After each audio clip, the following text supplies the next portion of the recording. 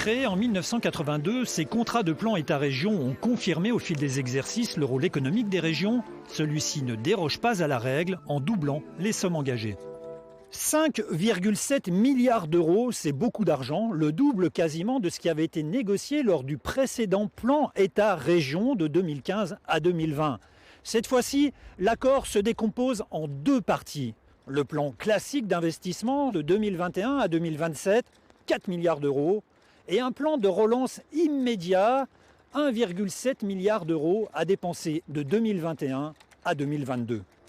Un fonds de relance proposé par l'État pour booster l'économie et l'emploi dans cette période de Covid-19. Et pour agir vite, il soutient des projets quasiment aboutis. 1,7 milliard d'euros dans des projets prêts à démarrer. C'est le cas ici, dans cette entreprise spécialisée dans les plastiques. Créée en 1989, CID Plastique réalise 50% de son chiffre d'affaires dans ses films à bulles pour piscine. Pour elle, la période a apporté une bonne surprise. Mon concurrent, qui est britannique, a été touché par le Covid et en plus a été brexité. Et donc j'ai eu d'un seul coup un afflux en fait, des opportunités qui se sont ouvertes et ça m'a permis du coup de pouvoir passer la seconde puis carrément la cinquième parce que ça a été beaucoup plus vite que ce que l'on avait planifié. Pour répondre aux demandes, l'entreprise doit acheter une nouvelle machine, engager des salariés alors qu'elle venait juste de doubler ses effectifs. Elle fait face à ce qu'elle appelle une crise de croissance. Elle a besoin du soutien de la région pour ses investissements.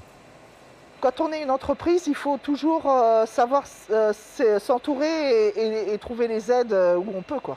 C'est indispensable. Seul, on ne peut pas y arriver, quoi qu'il en soit.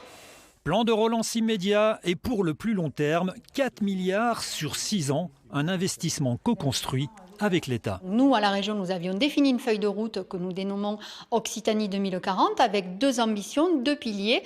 Le premier, c'est changement de modèle de développement alliant davantage de soutenabilité, une économie plus résiliente. Et le deuxième pilier, c'est un meilleur équilibrage territorial avec davantage de solidarité sur les territoires.